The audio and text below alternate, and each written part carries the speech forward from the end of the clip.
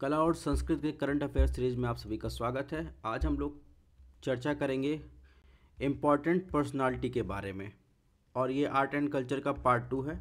इसके पहले वाले पार्ट में हमने स्थापत्य, चित्रकला और मूर्तिकला के बारे में हमने देखा था और प्रीवियस ईयर क्वेश्चन पेपर को भी देखा था कि कैसे क्वेश्चन पूछे जाते हैं। और आज इसके साथ ही जो पहला वाला लेक्चर हुआ था उसमें क्या इंपॉर्टेंट अपडेट्स आए हुए हैं रिसेंट में उसको भी कवर करेंगे और पर्सनालिटी यानी व्यक्तित्व जो इम्पोर्टेंट न्यूज़ में रहे हैं उनको भी कवर करेंगे और उससे रिलेटेड क्वेश्चन को भी देखेंगे। तो सबसे पहले क्वेश्चन 2022 में पूछा था, हाल ही में हैदराबाद में भारत के प्रधानमंत्री द्वारा रामानुज की आसन मुद्रा में विश्व की दूसरी सबसे लंबी मूर्ति का उद्घाटन किया गया था। निम्नलिखित कथनों में कौन सा एक रामानुज की शिक्षाओं से सही निरूपित करता है? तो इस टाइप के क्वेश्चन पूछे गए हैं। इसके अलावा संबंधित जो पर्सनालिटी रहती है न्यूज़ में उनसे उनका क्या दर्शन है उसे संबंधित भी क्वेश्चन पूछे जाते हैं। तो सबसे पहले अगर पर्सनालिटी की बात करें न्यूज़ की, तो सबसे पहले प्रमुख जो पर्सनालिटी न्यूज़ में थी आज शंकराचार्य। ये क्यों न्यूज़ में थी? क्योंकि हाल ही में प्रधानमंत्री ने केरल के कलाडी गांव में श्री आज शंकराचार्य जन्मभूमि क्षेत्र का दौरा किया था, इसलिए ये न्यूज़ में था। ये तो हो गया एक लाइन में क्यों न्यूज़ में थी। अब इसमें पूछा क्या जा सकता है? सबसे पहले देखिए शंकराचार्य के बारे में जान लेते हैं। तो शंकराचार्य जो थे, आदि शंकराचार्य को जगत गुरु श्री आदि शंकराचार्य के नाम से भी जाना जाता था और उन्हें भगवान शिव के अवतार भी माना जाता है। और इनका जो दर्शन था वो अद्वैत वेदांत और दशनामी संप्रदाय के लिए भी जाना जाता था। उन्होंने सनातन धर्म का उत्थान करने के लिए भी कार्य किया। आज शंकराचार्य के गुरु की बात करें तो गोविंद भगवत पाद, जिन्हें गौड़ पादाचार्य के शिष्य के रूप में भी जाना जाता है, ये जो है वेदांत संप्रदाय के दार्शनिक थे। आज शंकराचार्य ने इनसे गौड़ पादकारिका, ब्रह्मसूत्र, वेद, उपनिषदों का ज्ञान प्राप्त किया था। गौड़ पादकारिका यह सबसे पुराना प्रचलित अद्वैत वेदांत ग्रंथ है। ठीक है, गौड़पाद को स्पर्श योग अजातिवाद की शुरुआत के लिए जाना जाता है। अगर बात करें आज शंकराचार्य के दर्शन की, तो इनका दर्शन है वेदांत दर्शन से संबंधित है और उन्होंने अद्वैत वेदांत या अद्वैतवाद का दर्शन भी प्रतिपादित किया। अद्वैत वेदांत को ज्ञान कांड या अद्वैतवाद के नाम से भी जाना जाता है। वेदों को उपनिषदों के साथ जोड़ने वाले वेदांत दर्शन के तहत यह पहला मुख्य उपदर्शन है। इन्होंने कहा था कि व्यक्ति अपनी जीवात्मा, परमात्मा यानी ब्रह्म के बारे में सच्चा ज्ञान प्राप्त करके अपने जीवन को मोक्ष प्राप्त कर सकता है। तो सबसे पहले आपको जान लेना इनका दर्शन क्या है। इनका दर्शन है अद्वैत वेदांत या अद्वैतवाद। ठीक है, आज शंकराचार्य के शिष्यों की बात करें तो पद्मपाद, तोटकाचार्य, हस्तमलक और सुरेश्वराचार्य इनके शिष्य थे और इन सभी ने आज शंकराचार्य द्वारा स्थापित 4 मठों का अलग अलग नेतृत्व किया था। अब बात कर लेते हैं आज शंकराचार्य द्वारा स्थापित 4 वैदिक मठ। तो सबसे इम्पॉर्टेंट जो न्यूज़ में भी था, आज शंकराचार्य द्वारा स्थापित जोशी मठ, जियोलॉजिकल हलचल के कारण वहाँ पर दरारें पड़ने इसलिए न्यूज़ में था। तो आपको ध्यान रखना जोशी मठ किससे संबंधित है। आज शंकराचार्य द्वारा स्थापित जो 4 मठ हैं उनमें से एक महत्वपूर्ण मठ है और उत्तरी भाग में स्थित है और यह उत्तराखंड राज्य में स्थित है और ये अथर्ववेद को डिनोट करता है। इसके अलावा आप आ जाएंगे उड़ीसा में। उड़ीसा के पुरी में, भारत के पूर्वी भाग में जो है श्री गोवर्धनम पीठम या गोवर्धन मठ जो ऋग्वेद को जो है दिखाता है, उसकी स्थापना की थी। यानी चारों दिशाओं में इन्होंने 4 मठ की स्थापना की थी। उसके बाद दक्षिण में आएंगे तो दक्षिण में, भारत के दक्षिणी भाग में श्री शारदा पीठम या श्रृंगेरी मठ जो यजुर्वेद को दर्शाता है उसकी स्थापना की थी। द्वारका में आएंगे तो भारत के पश्चिमी भाग में श्री शारदा पीठम, द्वारका शारदा मठ जो सामवेद को दर्शाता है उसकी स्थापना आज शंकराचार्य द्वारा की गई थी। अगर बात करें भारतीय दर्शन की, तो आपको पता होगा भारतीय दर्शन के 6 संप्रदाय या 6 दर्शन हैं। उसमें है वेदांत, उत्तर मीमांसा, न्याय, योग, वैशेषिक, पूर्व मीमांसा, सांख्य। अगर वेदांत उत्तर मीमांसा की बात करें तो आज शंकराचार्य का जो दर्शन है वह क्या है? अद्वैतवाद। रामानुजाचार्य का दर्शन क्या है? विशिष्टाद्वैतवाद। माधवाचार्य का दर्शन क्या है? द्वैतवाद। निम्बकाचार्य का दर्शन क्या है? द्वैताद्वैतवाद। वल्लभाचार्य का दर्शन शुद्धाद्वैतवाद। चैतन्य महाप्रभु का अचिंत्य वेदवाद। ठीक है, तो आज शंकराचार्य न्यूज में थे, तो ये अद्वैतवाद में कहा गया है आत्मा और ब्रह्मा एक ही है और इसे अंतर का ज्ञान प्राप्त करने से मोक्ष मिलता है। रामानुजाचार्य भी न्यूज में है, तो इनका जो दर्शन है विशिष्टाद्वैतवाद है, समस्त विभिन्नता का मूल केंद्र एक ही है, तत्व में निहित है। ठीक है, पूर्व मीमांसा की बात करें तो यह विशुद्ध रूप से अनुष्ठानिक प्रक्रियाओं पर आधारित है। तो ये कुछ ऊपरी हम लोगों को नॉलेज रखना चाहिए दर्शन के बारे में, क्योंकि आर्ट एंड कल्चर से क्वेश्चन इससे पूछे जाते हैं, जैसा कि हमने आगे भी दिखाया है। अब बात करते हैं स्वामी रामानुजाचार्य की, जिनका संबंध विशिष्टाद्वैतवाद से है। ये क्यों न्यूज में था? तो हाल ही में गृह मंत्री ने श्रीनगर में स्वामी रामानुजाचार्य की प्रतिमा स्टैचू ऑफ पीस का अनावरण किया। इसे श्रीनगर के सोनवर क्षेत्र के एक मंदिर में स्थापित किया गया है। इसके अलावा स्वामी रामानुजाचार्य की 216 फीट की स्टैचू ऑफ इक्वलिटी की भी स्थापना जो है फरवरी 2022 में प्रधानमंत्री मोदी ने की थी। तो आपको ध्यान रखना है, स्वामी रामानुजाचार्य से दो प्रतिमाएं संबंधित है। एक स्टैचू ऑफ पीस वो कहाँ है? श्रीनगर में है। दूसरा स्टैचू ऑफ इक्वलिटी वो कहाँ है? हैदराबाद में स्थित है। इसके अलावा जो श्रीनगर का स्टैचू ऑफ पीस है, प्रधानमंत्री द्वारा जैन भिक्षु आचार्य श्री विजय वल्लभ सुरसिरेश्वर की राजस्थान 2020 में अनावरण की गई स्टैचू ऑफ पीस से अलग है। तो ध्यान रखना है, स्टैचू ऑफ पीस दो है। स्टैचू ऑफ पीस एक तो श्रीनगर में है, स्वामी रामानुजाचार्य से संबंधित है। दूसरा क्या है? स्टैचू ऑफ पीस जो है एक राजस्थान में दूसरा स्थित है, वो जैन भिक्षु आचार्य विजय वल्लभ सुरेश्वर से संबंधित है।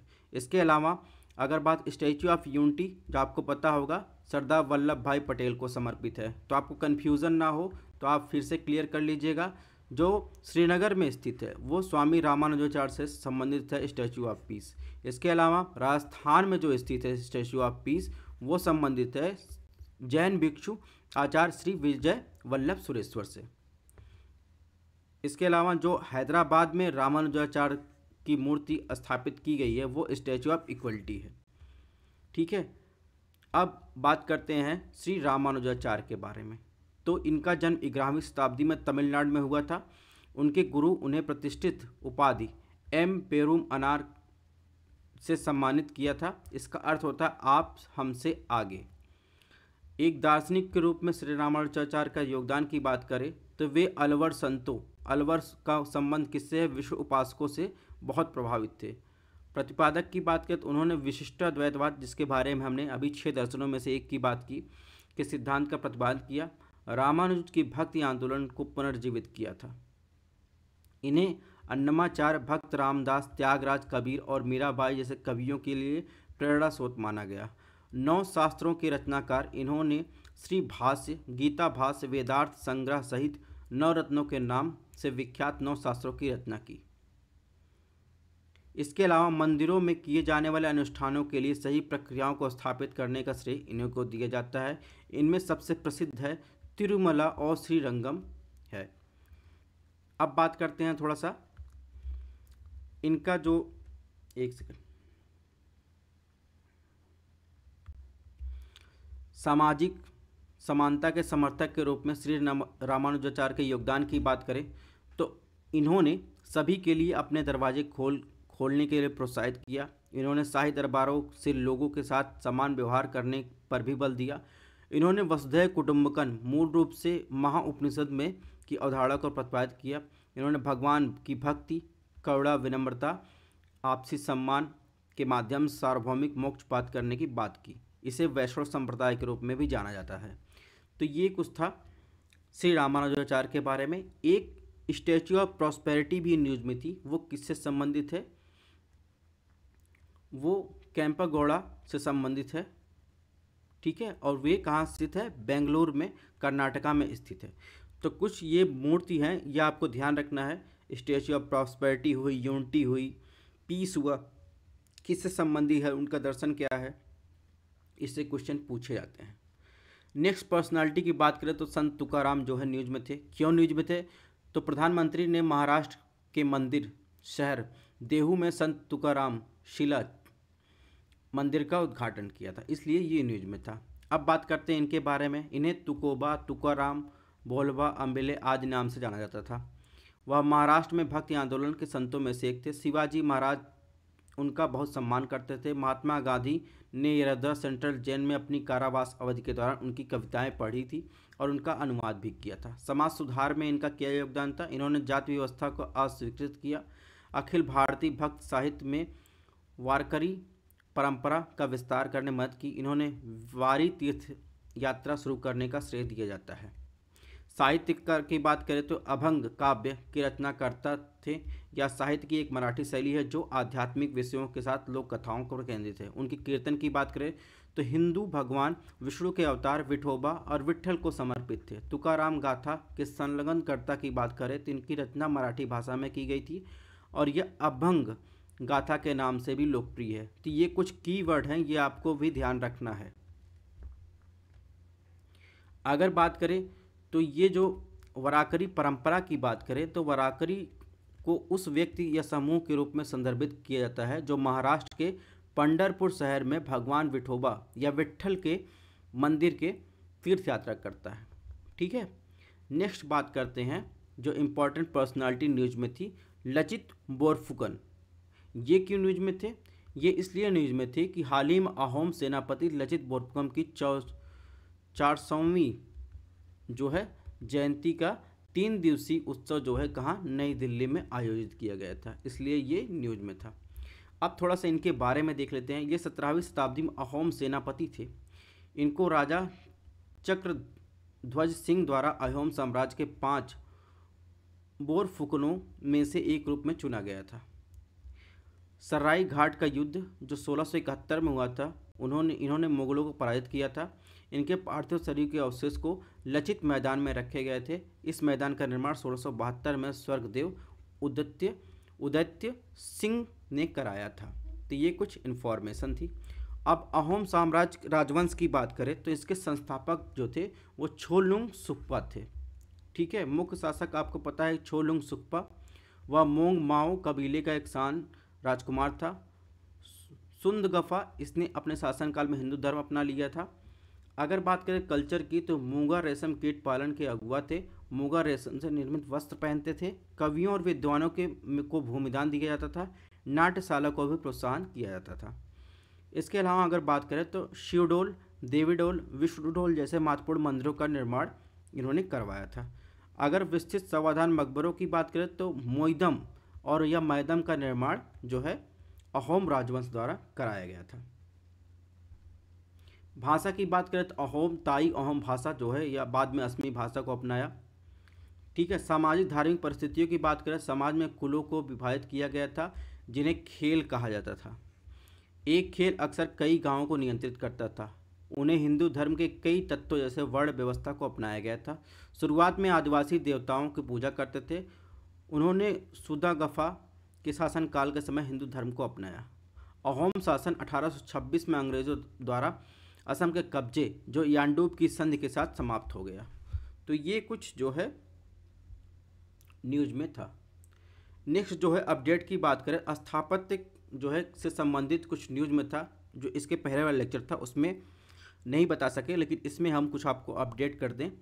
तो मोइदम की जैसे बात की तो मोइदम जो अहोम राजवंश के टीले वाली सावधान जहाँ पर शवों को दफनाया जाता था वो न्यूज में था। क्यों न्यूज में था? तो भारत सरकार ने यह तय किया है कि असम के चिराईदेव मैदान या मोइदम अहोम राजवंश के टीले वाली सावधान प्रणाली को 2023 के लिए यूनेस्को विश्व धरोहर स्थल में शामिल करने हेतु नामित किया जाएगा। ठीक है, तो ये क्या है, मोइदम जो है अहोम राजवंश की शाही कब्रगाह है। ये बातें आपको ध्यान रखनी है। नेक्स्ट बात करते हैं इम्पॉर्टेंट पर्सनालिटी की। तो राजा राम मोहन राय की बात करें, जिन्हें क्या कहा जाता था, भारतीय पुनर्जागरण के जनक के रूप में भी जाना जाता था।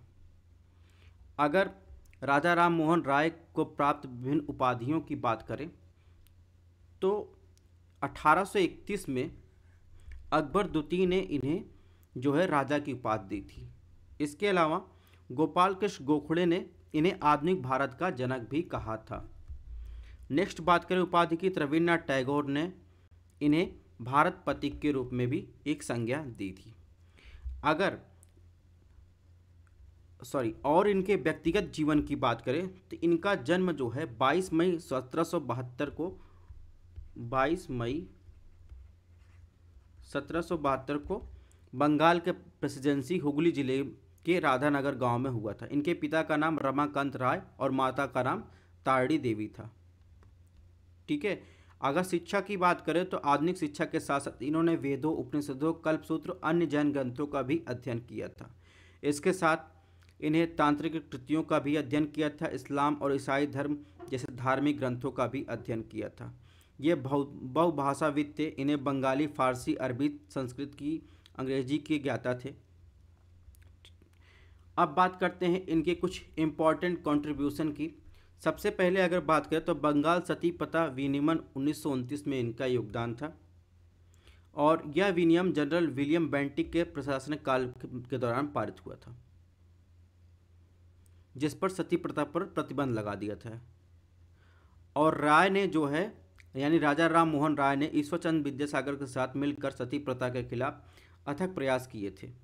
इसके अलावा अगर बात करें तो महिलाओं के समान अधिकार के रूप में यानी इक्वल राइट टू वुमेन के रूप में इन्होंने महिलाओं के लिए समान विरासत अधिकार मांग करते हुए बाल विवाह का भी कड़ा विरोध किया था। अगर एजुकेशन रिफॉर्म की बात करें तो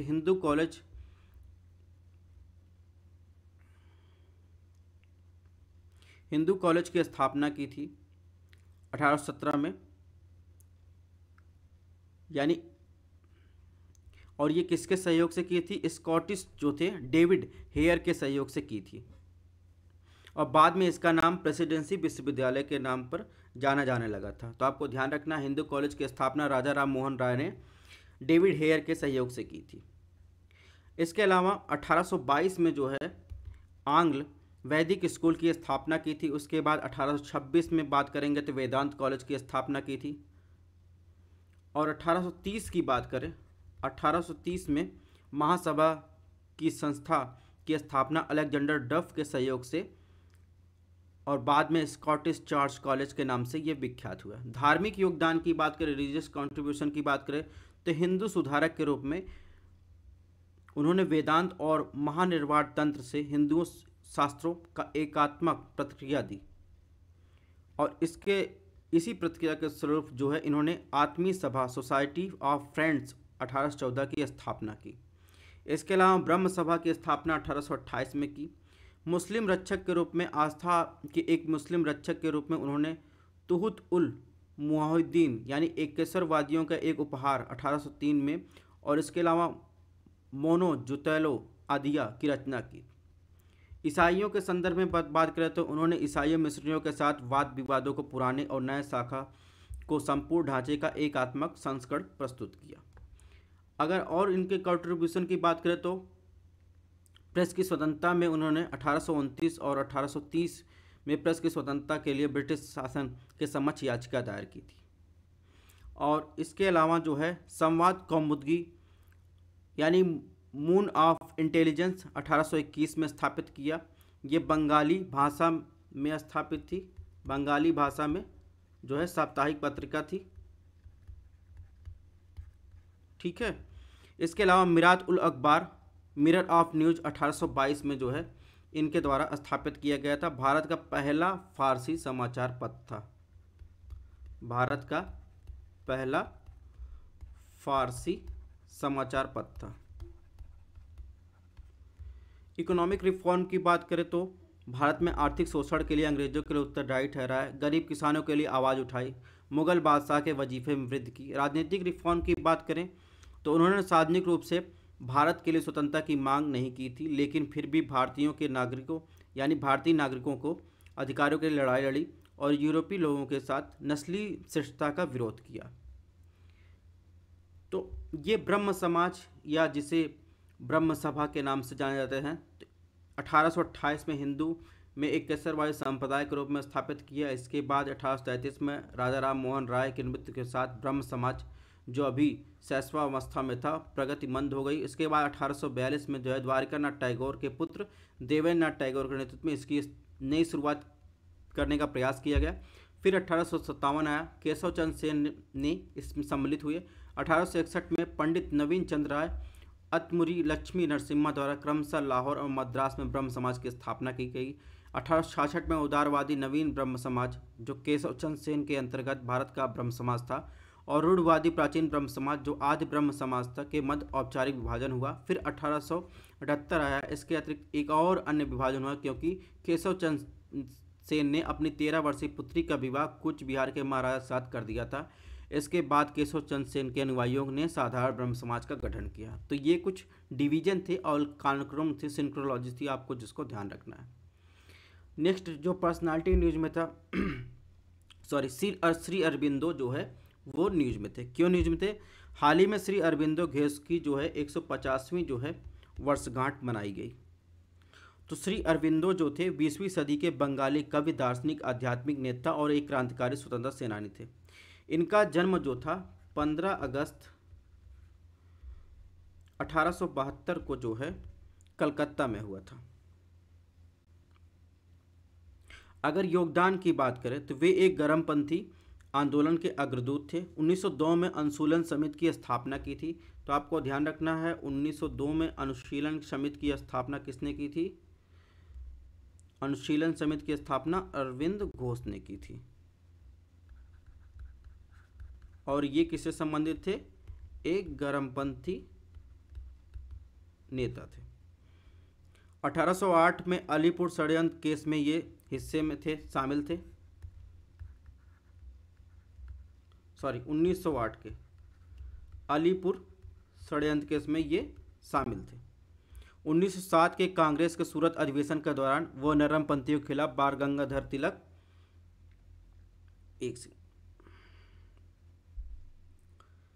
तिलक के नेतृत्व में गर्मपंथी समूह में शामिल हो गए थे, और जिसे सूरत विभाजन के नाम से जाना जाता है। अब इनके कुछ जो है 15 अगस्त 1947 के अवसर पर श्री अरबिंदो घोष के 5 सपने थे, उसके बारे में भी चर्चा की गई है। इसको आप लोग देख लीजिएगा। नेक्स्ट बात करते हैं, जो नेक्स्ट पर्सनालिटी थे छत्रपति साहू जी महाराज। ये क्यों न्यूज में था? तो हाल ही में महाराष्ट्र राज्य में महान मराठा शासक छत्रपति साहू जी महाराज की 100वीं पुण्यतिथि मनाई। अब थोड़ा सा इनके बारे में ध्यान लेते हैं। इनका जन्म जो है 1874 जून में हुआ था। कहाँ पर? कोल्हापुर जिले में हुआ था। कोल्हापुर में हुआ था। वह आधुनिक मराठा साम्राज्य के संस्थापक छत्रपति शिवाजी महाराज के वंशज थे। ठीक है।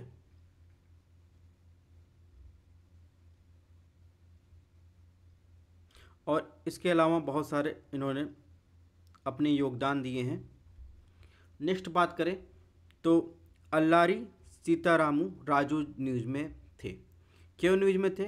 प्रधानमंत्री ने आंध्र प्रदेश में भीमावरम में महान स्वतंत्रता सेनानी अल्लारी सीताराम राजू की 150वीं जयंती के अवसर पर 1 वर्ष तक चलने वाली जयंती समारोह का शुभारंभ किया, और इस अवसर पर उन्होंने एक कांस्य प्रतिमा का अनावरण भी किया। अब इनके बारे में थोड़ा सा जान लेते हैं। इनका जन्म मद्रास प्रेसिडेंसी के पश्चिमी गोदावरी जिले मुंगलू गांव में हुआ था। ऐसा माना जाता था कि एक चमत्कारी पुरुष थे। उन्हें मन्यम वीरुडु के रूप में जाना जाता था। इसका शाब्दिक अर्थ होता है जंगलों का नायक। अदर इम्पॉर्टेंट तथ्य की बात कर ले तो इन्हें रंपा विद्रोह के दौरान महत्वपूर्ण भूमिका निभाई थी। क्रांतिकारी वह कलकत्ता सीक्रेट सोसाइटी के सदस्य थे। उन्होंने चटगांव के क्रांतिकारियों की एक बैठक में भी भाग लिया था। इन्होंने पहाड़ी क्षेत्र रंपा और गुडेम के असहयोग आंदोलन के प्रसार में महत्वपूर्ण भूमिका निभाई थी। ये एक शानदार रणनीतिज्ञ थे जिन्हें वहाँ की भौगोलिक स्थितियाँ भली भांति ज्ञान था। अंग्रेजों के साथ गोरिल्ला युद्ध में भी शामिल थे। तो ये अल्लारी सीताराम राजू के संबंधित कुछ फैक्ट हैं, ये आपको ध्यान रखना है। रंपा विद्रोह से इनका संबंध था, ये भी आपको ध्यान रखना है। अदर इम्पॉर्टेंट पर्सनालिटी की बात करें जो न्यूज में थे, तो आचार्य चरक जो है न्यूज में थे। तो राष्ट्रीय चिकित्सा आयोग ने चिकित्सा शिक्षा की शुरुआत करने वाले छात्रों को संशोधित आचार्य चरक की शपथ की सिफारिश की, इसलिए ये न्यूज में थे। अब ये तो बताया गया कि न्यूज में क्यों थी। इनका जन्म जो है कश्मीर में हुआ था। इन्हें प्राणाचार्य चरक के नाम से भी जाना जाता था। वह एक आयुर्वेदिक चिकित्सक थे और राजा कनिष्क के दरबारी चिकित्सक माने जाते थे। और राजा कनिष्क के अन्य दरबारी जो थे उन विद्वानों में से वसुमित्र, अश्वघोष, नागार्जुन, पार्श्व आदि शामिल थे। चरक संहिता की रचना इन्होंने की थी और आयुर्वेद पर एक संस्कृत ग्रंथ भी लिखा था। चरक संहिता महर्षि भरद्वाज को समर्पित है क्योंकि यह कई बीमारियों के उपचार के लिए महर्षि भरद्वाज के छंदों के साथ अथर्ववेद से संबंधित है। नेक्स्ट बात करेंगे देवास सहायम पिल्लई। ये क्यों न्यूज में थे? तो हाल ही में इन्हें वेटिकन रोमन कैथोलिक चर्च द्वारा संत की उपाधि प्रदान की गई। ये संत की उपाधि प्रदान करने वाला भारत के पहले आम आदमी है। इनका जन्म कन्याकुमारी जिले में तमिलनाडु की नट्टम गांव में हुआ था। त्रावणकोर के राजा मार्तंड वर्मा के दरबार में अपनी सेवाएं प्रदान की थी। नेक्स्ट इंपॉर्टेंट पर्सनालिटी की बात करें तो छत्रपति संभाजी। महाराष्ट्र सरकार ने औरंगाबाद के उस्मानाबाद के शहरों का नाम बदलकर छत्रपति संभाजी नगर और धाराशिव के करने की मंजूरी दी थी। औरंगाबाद को मूल रूप से खड़की कहा जाता था, जिसे 1610 में मलिक अंबर ने बसाया था। संभाजी छत्रपति शिवाजी की बात करें तो ये मराठा साम्राज्य के संस्थापक थे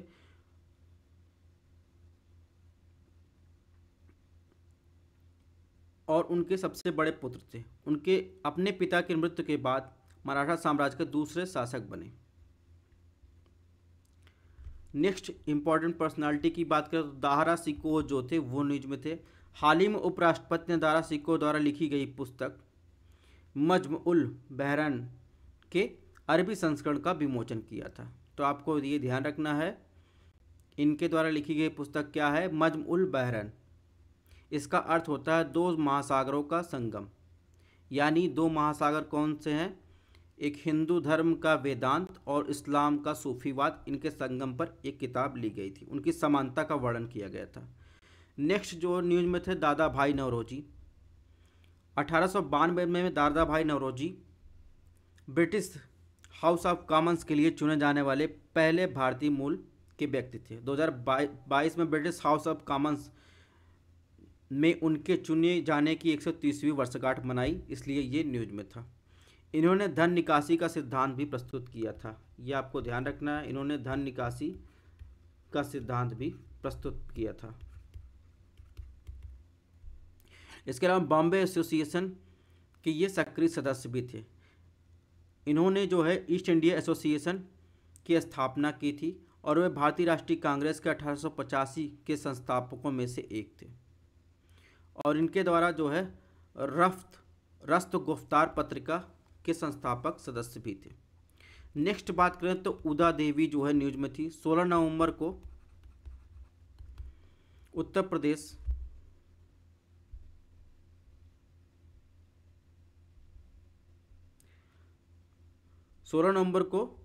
प्रदेश के कई स्थानों पर जो है उदा देवी की शहादत की स्मृति में कार्यक्रम आयोजित किए गए थे। उदा देवी जो थी वो ब्रिटिश इंडिया कंपनी के विद्रोह 1857 के विद्रोह में शामिल थी और यह एक दलित स्वतंत्रता सेनानी थी। नेक्स्ट बात करते हैं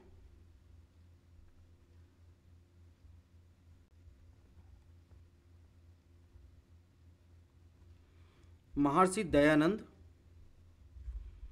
सरस्वती के बारे में। ये की न्यूज में थे। तो हाल ही में जो है प्रधानमंत्री ने महर्षि दयानंद सरस्वती की 200 वर्ष पूरे होने पर उनके जयंती के उपलक्ष्य में वर्ष भर चलने वाला समारोह का उद्घाटन किया था। महर्षि दयानंद सरस्वती को शुद्धि आंदोलन के रूप में के लिए भी जाना जाता है। इसकी शुरुआत जो है स्वामी दयानंद सरस्वती के द्वारा ही की गई थी। अगर बात करें स्वामी दयानंद सरस्वती की तो एक समाज सुधारक थे। धर्म, राजनीति, समाज से संबंधित उनके विचारों को उनकी प्रसिद्ध कृति सत्यार्थ प्रकाश जो 1875 में प्रकाशित हुई थी उसके लिए जाना जाता था। अगर महर्षि दयानंद सरस्वती दर्शन की बात करें तो धर्म का प्रबल समर्थन किया, वेदों की सर्वोच्चता को स्वीकारा और उन्होंने वेदों की ओर लौटने की बात की, उनका नारा था। अन्य की बात करें तो अहिंसा और मानव जाति कल्याण की शिक्षा दी। मूर्तियों और धार्मिक प्रतीकों, आयोजनों और व्यक्तिगत कल्याण को बढ़ावा न देकर मानव जाति के कल्याण की शिक्षा की बात की, यानी इनके केंद्र में जो है मानवता केंद्र में था। अस्पृश्यता का विरोध किया था, सभी जातियों के लिए वैदिक शिक्षा का समर्थन किया था, महिलाओं की शिक्षा का समर्थन, साथ ही बाल विवाह जैसी कुप्रथाओं के खिलाफ इन्होंने अभियान चलाया था। महर्षि दयानंद सरस्वती के योगदान की बात करें, राजनीतिक योगदान जो है तो भगत सिंह, मदन लाल ढींगरा, सुभाष चंद्र बोस, महादेव गोविंद रानडे, राम प्रसाद बिस्मिल, मैडम कामा, दामोदर सावरकर, लाला लाजपत राय आदि जैसे महानुभावों का इन पर व्यापक प्रभाव पड़ा। उन्होंने 1875 में पहली बार स्वराज्य यानी स्वशासन शब्द का उपयोग किया था। शिक्षा में योगदान की बात करें तो महर्षि दयानंद सरस्वती के स्मृति में लाला हंसराज ने एंग्लो वैदिक स्कूल की स्थापना की थी। इसका उद्देश्य भारतीय छात्रों को समकालीन अंग्रेजी शिक्षा के साथ साथ वेदों के अध्यापन के लिए एक अपडेटेड पाठ्यक्रम प्रदान करना। दयानंद एंग्लो वैदिक स्कूल की स्थापना 1886 में की गई थी। पहला डीएवी कॉलेज जो है लाहौर में स्थापित किया गया था। उन्होंने अपने वेदों के सिद्धांत के आधार पर कई वैदिक स्कूलों और गुरुकुलों की स्थापना की थी। इनका उद्देश्य था मिशनरियों स्कूलों की जगह एक भारतीय शैक्षिक व्यवस्था की स्थापना करना। आर्य समाज के बारे में बात करें तो महर्षि दयानंद सरस्वती आर्य समाज की स्थापना 1875 में बॉम्बे में की थी। इनका लक्ष्य था समाज में प्रचलित असमानताओं को दूर करना। परोपकारी सभा भी इसी संबंधित थी, आर्य समाज के तहत स्थापित की गई थी। आर्य समाज ने बालिकाओं की शिक्षा को बढ़ावा देने के लिए बाल विवाह विरोध भी किया था। तो ये सब बातें जो हमने पहले कर चुके हैं। अब नेक्स्ट बात कर लेते हैं अदर जो पर्सनालिटी न्यूज में थे उनके बारे में भी थोड़ा बहुत देख लेते हैं। तो तुलसीदास, गोस्वामी तुलसीदास जी भी न्यूज में थे। गोस्वामी तुलसीदास जी के बारे में बात करें तो ये सम्राट अकबर के समकालीन थे। ये आपको ध्यान रखना है, सम्राट अकबर के ये क्या थे, समकालीन थे। रामचरितमानस जो था 16वीं शताब्दी में गोस्वामी तुलसीदास द्वारा अवधी बोली में लिखी गई कृति थी। नेक्स्ट बात करें रानी वेलु नाचियार। रानी वेलु नाचियार वीरमंगई, तमिल में इसका अर्थ होता है बहादुर महिला के नाम से भी जाना जाता था। वह रामनाथपुरम के राजा चेल्लामतु विजय रघुनाथ सेनापति की पुत्री थी और उसने महिलाओं की एक सेना का गठन किया था। इनका सेना को क्या कहा जाता था, उद्यल कहा जाता था। यानी इनकी सेना जो गठन की उसे क्या कहा जाता था, उद्याल कहा जाता था। वह ईस्ट इंडिया कंपनी के खिलाफ युद्ध घोषित करने वाली पहली शासिका थी। उसने जो है 1780 में अंग्रेजों के खिलाफ हैदर अली के साथ गठबंधन किया था।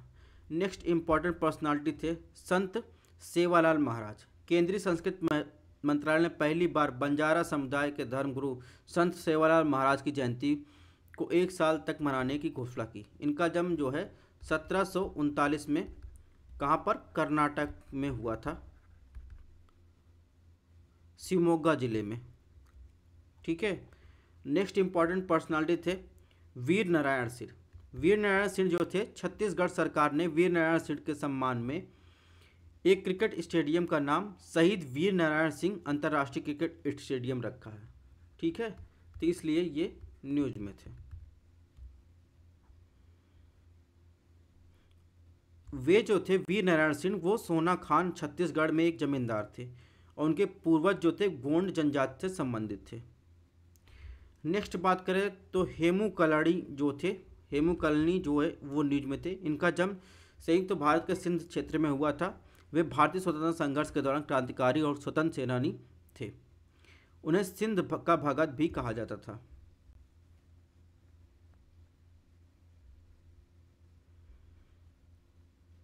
नेक्स्ट अपडेट की बात कर लेते हैं थोड़ा सा आर्किटेक्ट में, स्थापत्य के बारे में। पुराना किला न्यूज में है। क्यों न्यूज में है? क्योंकि एएसआई ने पुराना किला में एक बार फिर से उत्खनन के लिए जो है तैयार है। इसके अलावा इस स्थान पर 1869 में, 73 में, 1314, 1718 में उत्खनन करवाया गया था। इस स्थल की पहचान प्राचीन बस्ती इंद्रप्रस्थ पांडवों की राजधानी के रूप में की जाती और पूर्व उत्खननों में 2500 वर्षों के लिए एक निरंतर बसावट के साक्ष्य भी मिले हैं। इस परिसर में स्थित किला ए कुहान मस्जिद भी स्थित है। इसे शेरशाह द्वारा बनवाया गया था और यह लोदियों मुगलों की स्थापत्य कला के बीच एक ट्रांजिशन अवस्था में उसको दर्शाती है। तो आपको ध्यान रखना है, पुराना किला में एक किले ए कुहान मस्जिद भी स्थित है जिसको जो है शेरशाह सूरी ने बनवाया था। इसके अलावा शेर मंडल जो है इसी परिसर में स्थित है, इसे भी जो है शेरशाह सूरी ने बनवाया था। यह लाल बलुआ पत्थर से निर्मित एक अष्टकोणीय संरचना है जो सफ़ेद और काले संगमरमर की पच्चीकारी से सजाया गया है। नेक्स्ट जो इम्पोर्टेंट न्यूज में थे उसमें है गुजरात में हड़प्पा स्थल का उत्खनन किया गया, इसलिए वो न्यूज में था। कच्छ जिले के जूना खटिया गांव में उत्खनन में समाधानों की कतारें मिली हैं। इन समाधानों से कंकाल के अवशेष, चीनी मिट्टी के बर्तन, मन के आभूषण, जानवरों की हड्डियां आदि प्राप्त हुए हैं। यहाँ पर कोई बड़ी बस्ती नहीं मिली है। मिट्टी के टीले वाले समाधानों से पत्थरों से निर्मित समाधानों की ओर संक्रमण को दर्शाता है। इसके अलावा मेजर हड़प्पन साइट है जो गुजरात में स्थित है, वो यहाँ पर आपको मैप में दर्शाया गया है, आप देख सकते हैं। ठीक है, तो इसमें कौन सा जो है बंदरगाह है, यानी कौन सा तटीय इलाका है, कौन सा इम्पोर्टेंट और कोई न्यूज में रहा तो आपको देख लेना है। नेक्स्ट बात करें तो किलाड़ी उत्खनन, ये न्यूज में था। क्यों न्यूज में था? किलाड़ी जो है ये तमिलनाडु के शिवगंगा जिले में एक छोटा सा गांव है और यह वैगई के किनारे मंदिरों के शहर के रूप में प्रसिद्ध है और ये मदुरै के निकट है। मंदिरों का शहर किसे कहते हैं? मदुरै को कहते हैं। 2015 में किलाड़ी में किए गए उत्खनन से साबित हो गया कि तमिलनाडु में संगम काल के दौरान एक शहरी सभ्यता मौजूद थी, इसलिए ये न्यूज में है, आपको ध्यान रखना है।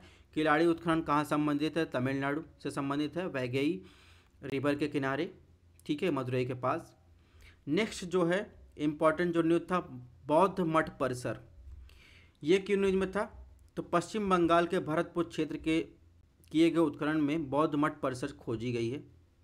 हालांकि इस स्थल का उत्खनन पहले भी किया जा चुका है, ठीक है, तो इसलिए ये न्यूज में था। नेक्स्ट जो है खजुराहो स्मारक समूह जो है वो न्यूज में था। क्यों न्यूज में था? पैरेट लेडी को खजुराहो के संग्रहालय में स्थापित किया गया है। यह प्रतिमा कनाडा ने 2015 में भारत को लौटा दी थी और खजुराहो जो है यूनेस्को के वर्ल्ड हेरिटेज साइट में भी शामिल है।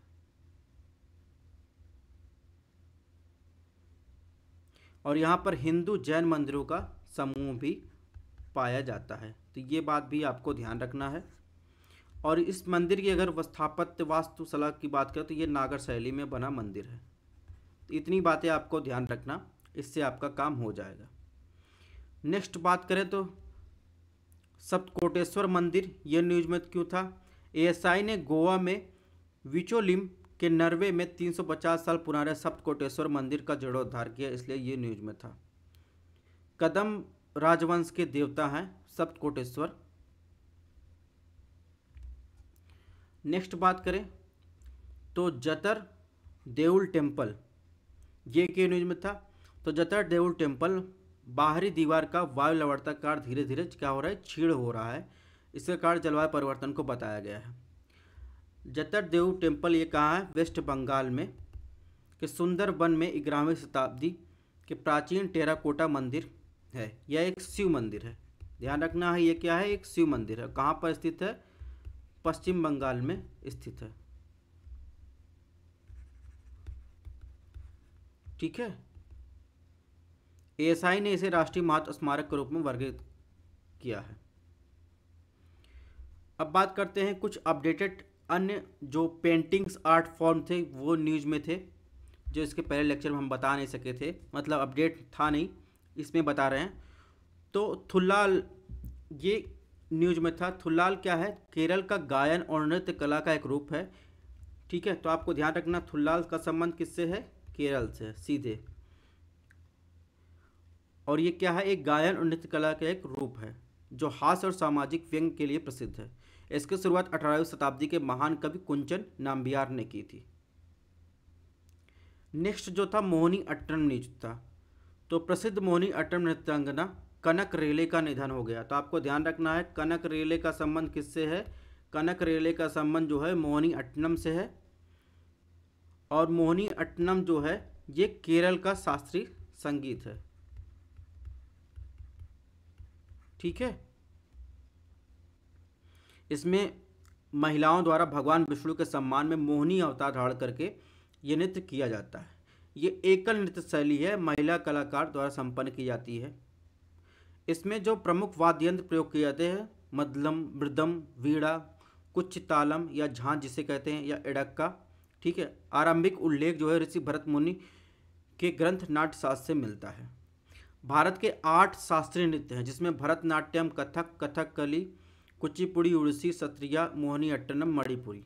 ठीक है, नेक्स्ट जो है न्यूज में था वो है एटिकोप्पा का खिलौना। शिल्पकार सीवी राजू जिन्हें पद्मश्री से पुरस्कार सम्मानित किया गया। राजू का संबंध जो है एटिकोप्पा लकड़ी के खिलौनों से निर्माण से है। ठीक है, और आंध्र प्रदेश में जो है इसे जीआई टैग भी मिला हुआ है। तो ये आपको ध्यान रखना है। सीवी राजू का संबंध किससे है। सीवी राजू का संबंध एटिकोप्पा जो है खिलौने से संबंधित है, और ये आंध्र प्रदेश से संबंधित है। इसे जीआई टैग भी मिला हुआ है। मोहिनी अट्टनम कर्नल रेले जिनका हाल ही में निधन हुआ वो किसे संबंधित, मोहिनी अट्टनम से संबंधित है, केरल का शास्त्रीय नृत्य है। और थुलुल किससे संबंधित है, केरल से संबंधित है। तो दोस्तों इस प्रकार जो है हमारा पर्सनालिटी और जो अपडेट था वो पूरा हुआ। इसकी पीडीएफ आपको हमारे टेलीग्राम चैनल पर स्टडी एंड IAS पर मिल जाएगी, आप यहाँ से स्कैन कर सकते हैं। मिलते हैं पार्ट 3 में ऐसे ही इंटरेस्टिंग फैक्ट के साथ। तब तक आप लोग अपना ध्यान रखिएगा। अगर आपको लेक्चर पसंद आए चैनल को सब्सक्राइब भी कर सकते हैं। इसकी पीडीएफ आपको हमारे टेलीग्राम चैनल पर मिलेगी।